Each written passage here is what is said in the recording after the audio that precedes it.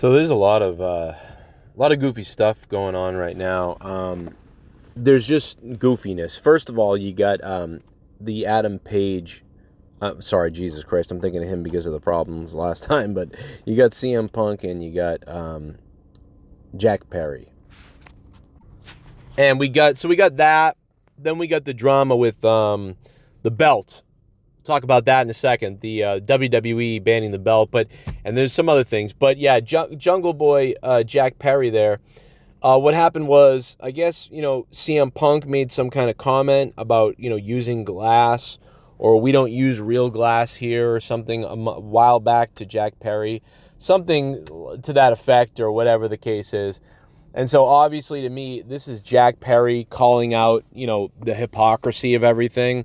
Like, it's like when someone's a dick to you on purpose for no real reason, and then for a fact, like, that's not always the case, like with glass. So Punk says to him, craps on him about glass and how they do things there. And then there they are, a while later, using a car with real glass. So, Jack Perry making a statement saying, oh, it's real glass too, something like that into the camera.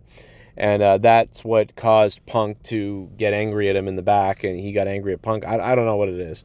But either way, with a guy like CM Punk, again, he can do things, he can say things and whatever, but if you were to do it, you would be in trouble.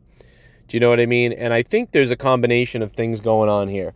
There's a combination of a lack of respect for a veteran, right? I think a lot of people have a lack of respect for veterans in general, but have a lack of respect especially for CM Punk as a veteran. Where back in the day they wouldn't. You would just take it, from a veteran and accept it. Nowadays people kind of cry about things that happen. So I think you have that, but I also think you have Punk who treats some people like shit and other people he treats well.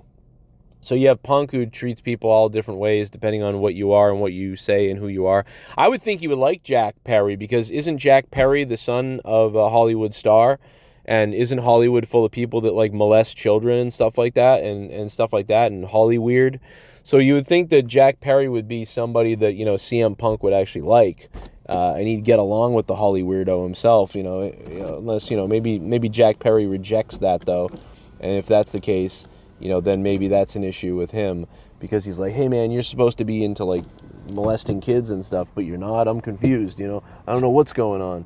So maybe that's what's actually going on with CM Punk and Jack Perry, who knows. But WWE also removed the Jacksonville Jaguars WWE Championship belt. All the other NFL titles apparently are available. I didn't research this though.